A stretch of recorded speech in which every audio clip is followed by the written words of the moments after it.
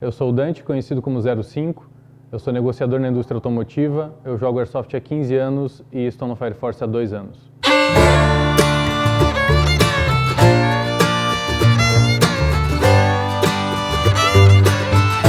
Minha história dentro do Airsoft começou mais ou menos em 2005. Eu sempre gostei, na verdade, de militaria. No começo, minha inclinação era mais para aviação militar, então eu era muito envolvido com plastimodelismo. Eu assistia todo tipo de documentário sobre aviação militar, sabia especificações de cor de aviões, etc. Era um dos meus sonhos de infância virar piloto militar, etc. Por conta das coisas da vida, eu acabei não seguindo essa carreira, acabei indo para a área mais corporativa, mas eu sempre tive esse desejo. Meio que por acidente eu tropecei numa série de vídeos de uma empresa que nem existe mais, era na verdade sobre paintball. O pessoal desse vídeo usava uniformes completamente militares, equipamentos reais, e as armas de paintball eram completamente diferentes de tudo que eu tinha visto. Eram réplicas mesmo de armas de fogo. E eu fiquei curioso, né? Eram vídeos americanos, eu queria saber se existia algo parecido com isso no Brasil. E comecei a procurar, e descobri que aquilo se chamava Milsim, e comecei a procurar Milsim Brasil. E tropecei num site da Airsoft Brasil, que era um fórum que existia aqui, das pessoas que na verdade queriam jogar Airsoft no Brasil, e o Airsoft na verdade estava proibido desde da promulgação da lei do desarmamento. E para minha sorte eu fui entrar nesse portal e a única equipe que existia de Airsoft no Brasil inteiro era de Curitiba. Então eu mandei um e-mail e daí me responderam, me explicaram: não, você é de Curitiba, tal, a gente está aqui, tal, vamos se conhecer e não sei o quê. A gente foi se encontrar num restaurante para conhecer o pessoal dessa equipe.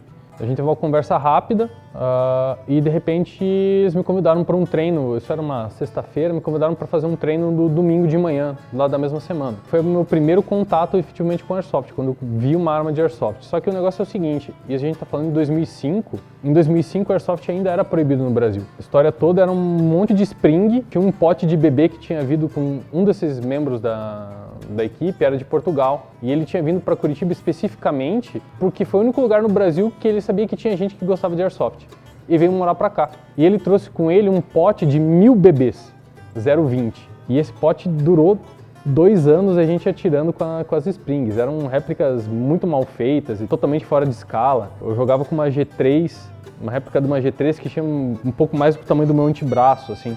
E uma G3 tem quase 1,10 m de comprimento. É um troço bem precário. E a gente se inspirava, desde aquela época já, era nas forças reais, né? As forças especiais reais. Era a Força Delta, Navy Seals, eram as forças locais, como o Tigre, o COP, Fera. Eram esses caras que eram os nossos ídolos, assim. E sempre era Milsim, era sempre querendo replicar aquilo que as forças de verdade, o pessoal de verdade fazia. Pouco tempo depois disso, a gente conseguiu algumas armas também, Springs, que daí já eram um tamanho 1:1. Nossa, foi uma felicidade, assim, a gente conseguia usar bandoleira de verdade, a gente não precisava improvisar nem nada. E a gente passava dias, assim, na chácara, eram 6 pessoas no máximo, assim, treinando tática, técnica, a gente consumia tudo que existia, a gente lia manuais, via vídeos, etc. Até que em 2007, o Exército Brasileiro publicou a primeira portaria que tornava o Airsoft legal no Brasil. 2 pessoas, uma no interior de São Paulo, que faziam parte desse Airsoft Brasil, desse fórum, e outra em Brasília, começaram a criar as primeiras 2 lojas. E era um troço meio maluco, porque assim, você comprava arma sem nunca ter visto. Sem nunca ter visto uma arma de Airsoft na vida. Nunca ter visto uma AEG. Você não sabia, ninguém sabia como é que funcionava uma AEG, a não ser dos vídeos que a gente via do Japão, assim. Porque nesse fórum tinha um pessoal que morava fora, tinha um cara, eu não vou lembrar o nome dele, nem o nick dele, mas ele estava no Japão, ele morava no Japão, era brasileiro, e era ele que municiava a gente de informação, assim. As armas que saíam, era ele que publicava, então a gente descobria por ele, assim. Vieram as primeiras armas, eu comprei a minha primeira arma em 2008, na verdade. Eu tenho nota fiscal até hoje, uma Jing Gong, uma HK416, e é a arma que eu jogo todos os jogos, já fez tudo comigo até hoje. Os internos dela já nem existem mais, já são todas outras marcas, porque eles foram derretendo, mas nunca me falhou, assim. Obviamente, a história é muito mais longa que isso. O fórum teve um idealizador, né, que é o Rodrigo Pessoa, que o pessoal dessa época conhece como Parafal. Existia essa vontade de fazer o esporte existir no Brasil, né? Então esse pessoal do fórum acabou fazendo uma vaquinha antes de existir as vaquinhas virtuais, etc. O pessoal juntou uma grana para pagar a passagem dele para ir até Brasília, se reunir com o general que era o comandante do DFPC, que era o Departamento de Fiscalização de Produtos Controlados na época, para ele simplesmente ter a oportunidade de ter uma audiência com ele e dizer e explicar o que era o Airsoft. O primeiro jogo que a gente produziu no Brasil, que tinha alguma pretensão de ser de nível nacional, deu exatamente 47 pessoas. 47 pessoas pagaram para vir de todo lugar do Brasil para ter esse primeiro jogo, e ele foi aqui em Curitiba. Foi nas primeiras iniciativas. Cinzas de Maio, que foi o primeiro jogo nacional, depois a Fênix 1, que foi em 2009. Quando a gente se propôs a criar o primeiro jogo, a juntar as pessoas a primeira vez para jogar, a gente não tinha base nenhuma de nada. Era aquele negócio, a gente correu atrás do carro, o carro parou e agora o que a gente faz, né? Como é que faz um jogo? Como é que se cria as regras? Como é que faz as coisas? E particularmente quando a gente criou a Cinzas de Maio, na época que eu estava nessa equipe, puxa, a gente tinha que criar um compêndio de regras e não tinha de onde tirar. Então eu acabei assumindo essa responsabilidade. As primeiras regras de Airsoft em português, oficialmente, eu acabei escrevendo, mas assim, eu não inventei nada. Era tudo regra que a gente tinha da gringa, regra americana, regra italiana, a gente misturava algumas coisas com a realidade. Uma coisa que hoje é meio polêmica sempre, que a gente vai discutir, por exemplo, limite de FPS, por exemplo. Cara, os limites de FPS em todos os outros lugares que a gente pesquisava que tinha um Airsoft de nível respeitável eram muito baixos, assim. Ou então eram regras muito complexas, a gente não tinha como fazer isso. Hoje, grande parte dessas regras que foram escritas por mim lá atrás, foram traduzidas na grande parte, assim. Hoje, existem até hoje, assim. Então, todo mundo usa e faz parte dessa história. Essa foi a minha trajetória no Airsoft. E acabei ficando 10 anos nessa mesma equipe, até 2015, foi de 2005 até 2015. Em 2015, por problemas pessoais, muita coisa aconteceu, acabei ficando afastado do Airsoft até 2017, quando eu reencontrei o Bispo. Na verdade, assim, eu conhecia o Igor Bispo já há alguns anos, através do bar que ele tinha, do Tiger Cocktails. Foi mais ou menos na época que ele começou a entrar nesse meio do Airsoft e tal. E eu fiquei afastado por praticamente 2 anos, assim. Eu sempre soube que ele estava envolvido ainda com Airsoft. Eu não sabia exatamente o que ele estava fazendo, eu não sabia exatamente qual era o nome da equipe dele, mas eu sabia que ele ainda estava nesse meio.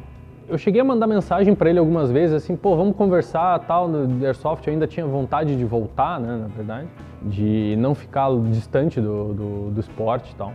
Passou um pouco tempo depois, a gente combinou, ele me mandou uma mensagem, cara, quero conversar com você, tal, sobre Airsoft, tô com uma iniciativa, assim, assado. A gente se encontrou e inicialmente não era sobre Airsoft, sobre fazer parte da equipe, era sobre a iniciativa Turbilhão, sobre o Mega Game. Quando ele me contou a ideia, eu falei assim, cara, isso é as primeiras 2 coisas. Isso é um troço extremamente complexo e é extremamente legal. E beleza, daí eu embarquei nessa história. Daí isso tudo culminou para falar especificamente de fazer parte da equipe. Daí quando veio o convite para fazer parte do Fire Force, eu falei assim, não, beleza. Quero fazer parte, sim. Porque o Fire Force tinha uma coisa já de largada que me atraía muito, assim, que era a mesma coisa que me atraiu anos atrás para fazer parte de Airsoft, assim, era a possibilidade de ir além, de não ser o lugar comum do jogo, não ser o lugar comum do esporte. E aquela iniciativa era muito parecida com o que eu realmente sempre tive em mente do que uma equipe de Airsoft devia ter. E foi uma das melhores coisas que eu fiz, assim. Eu não renego minha história toda pregressa, mas assim, eu comecei uma história toda nova do zero, assim, e justamente onde eu queria estar.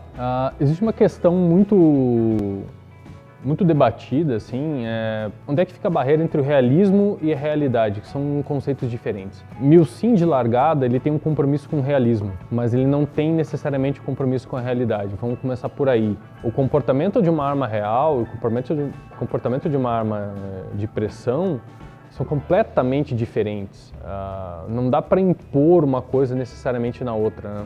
Num outro parâmetro, é impensável você achar que uma força militar, por melhor que ela seja, ela vá deliberadamente resolver invadir um prédio com 150 pessoas armadas. Isso é absolutamente irreal. O Airsoft tem isso, qualquer jogo de final de semana é basicamente isso. Você tem 100 pessoas num campo, você tem 50 dentro de um prédio, 50 fora dele, e as 50 do lado de fora querem entrar e as 50 de dentro do prédio não querem deixar elas entrar. O mundo real não permite esse tipo de coisa. O mundo real moderno, pelo menos, não permite esse tipo de coisa, vocês têm tecnologias. A realidade tem algumas premissas que você não consegue reproduzir dentro do Airsoft.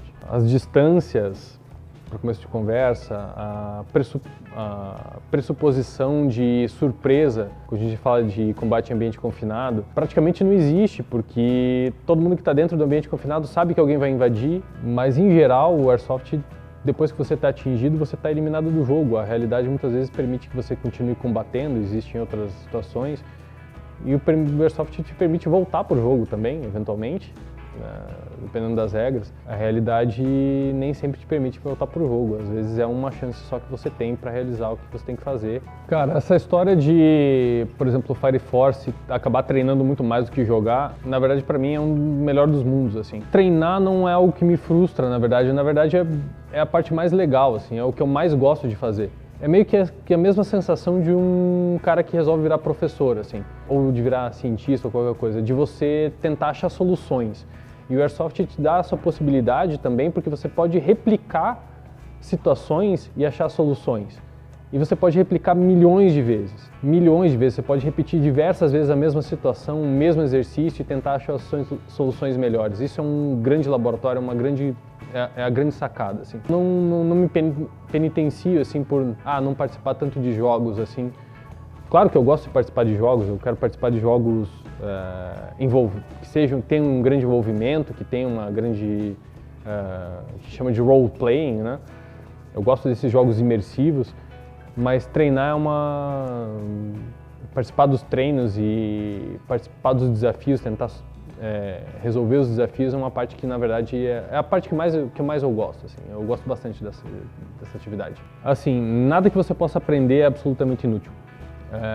Todo tipo de conhecimento com propriedade, essa é a grande sacada. Existe um debate, assim, um questionamento de alguns grupos que falam assim, por que você vai fazer um treinamento, como eu acabei de fazer, de operações ribeirinhas, e eu odeio água? Quando é que você vai usar isso no Airsoft? Sei lá, pode ser que um dia eu use, pode ser que eu nunca use, mas eu aprendi alguma coisa. A única coisa inútil de você aprender no Airsoft são coisas que não são verdade, assim. E a gente vê muita gente que quer reinventar a roda e que, na verdade, está falando um monte de bobagem e coisas que não tem nenhuma ligação com a realidade, nenhum propósito, nenhum começo, nenhum fim, assim. O único tipo de conhecimento inútil é o conhecimento errado. É você aprender coisas erradas com pessoas que não sabem o que estão dizendo. Esse sim é o grande risco. Esse é o conhecimento inútil. O que eu acabo menos gostando no Airsoft, e especialmente se a gente comparar com todo o início e toda a história que eu vivi, é que hoje, isso ficou bem claro nos 2 anos que eu fiquei afastado, assim. Esses 2 anos, de 2015 a 2017, praticamente, 2018, é irreconhecível o Airsoft de uma época para outra. O cenário, de uma maneira geral. Eu vejo hoje uma grande preocupação em todo mundo ser uma estrela, todo mundo querer ser um rockstar, todo mundo querer aparecer, assim. Eu preciso ser a estrela do Airsoft, eu preciso ter um canal, eu preciso ter milhões de seguidores. E honestamente, assim, a maioria dessas pessoas é o tipo de pessoa que, pro pessoal da minha geração que começou no Airsoft, seriam as pessoas que a gente nunca olharia, assim. A gente nunca seguiria essas pessoas, porque elas não têm absolutamente nada para entregar. Na maioria das vezes elas nem sabem o que estão dizendo, não sabem nem sobre o que estão falando. Elas estão falando para uma plateia também que não sabe o que está ouvindo, e o pior de tudo é que elas acabam influenciando essas pessoas. E honestamente falando, elas acabam influenciando de uma maneira negativa, porque elas não tratam o esporte com respeito, assim. E eu não estou falando nem da história do Airsoft, que isso daí, tudo bem, vai ficar tem gente que vai esquecer, não vai durar muito mais tempo e etc, não estou nem aí. Mas elas podem prejudicar até a própria sobrevivência do esporte, assim. A gente tem que lembrar que o esporte hoje só existe por uma permissão muito frágil, uma legislação muito frágil, que basta um general acordar e ver uma reportagem ou um vídeo de alguém tratando o equipamento com desrespeito ou sem responsabilidade e o esporte simplesmente acaba. Hoje a gente está falando de uma comunidade que tem, sei lá, seguramente mais de 100 mil praticantes no país, e que pode acabar por conta de alguém que faça alguma besteira, assim. O Airsoft cresceu não só em termos de número de jogadores, mas em termos de negócio, assim. Você tem muito mais lojas. Como eu falei, no começo a gente tinha 2 lojas, hoje você tem centenas de lojas, você tem vários campos comerciais, você tem uma série de fabricantes de produtos nacionais até, de equipamentos e acessórios, e você está colocando em risco, sem querer você está colocando em risco toda essa estrutura, assim. E o que me incomoda comparar quando a gente começou, existia um cuidado muito grande com a imagem do jogador de Airsoft. A gente procurava sempre manter um certo perfil baixo, assim, um low profile das coisas, porque a gente corria muito risco. A irresponsabilidade das pessoas com o esporte, e responsabilidade é tanto da negligência quanto da diminuição do esporte. Tratar ele como uma mera brincadeira de criança crescida, assim. Ele é um esporte, ele é uma atividade, ele tem uma regulamentação própria e a necessidade que as pessoas têm de serem estrelas do Airsoft. Eu já vi gente posar de embaixador do Airsoft. O cara nem existia quando alguém teve a ideia de que Airsoft podia existir no Brasil. O cara nunca viu uma arma de pressão na vida, tá ligado? E cara, essa é uma das coisas que mais me irritam. E um monte de gente que fez pro Airsoft existir vai ficar esquecido e vai ficar no ostracismo. Essas pessoas em particular, elas nem querem ser reconhecidas, porque elas fizeram o que elas achavam que tinham que fazer e não esperavam um reconhecimento de ninguém. E elas curtiram o momento delas jogando. Hoje elas mudaram de atividade, ou nem jogam, sei lá, ou estão jogando em algum lugar escondido nesse país inteiro. E elas não estão nem aí se nego lembra delas. Mas de repente ele pode ser tratado como um bandido porque um cara que virou rockstar fez alguma bobagem, sabe? Isso é o que me irrita. É engraçado que o Airsoft acaba trazendo para mim, minha profissão está muito ligada a criar estratégias, desenvolver táticas e colocar ações em prática. E eu entrei no Airsoft muito antes de entrar na minha profissão. Então, na verdade, eu comecei a carregar já essa bagagem antes mesmo de fazer o que eu faço hoje. E eu consigo aplicar isso muitas vezes dentro do meu trabalho. Eu consegui estar em treinamentos de forças especiais, acompanhar um treinamento do começo ao fim de uma tropa de forças especiais. Eu tive a oportunidade de andar em veículos militares, de conhecer gente, de ouvir histórias, de aprender bastante coisa, que a maioria das pessoas vai passar a vida sem nunca ter experienciado. E o que pode vir para frente são as experiências que eu ainda vou ter e, obviamente, todas as pessoas que eu conheci e todos os amigos que eu fiz. Obrigado por ter assistido esse vídeo até o final. Deixe o seu curtir se você gostou desse vídeo, inscreva-se no nosso canal, ative as notificações e siga o Fire Force nas outras mídias sociais. Até breve!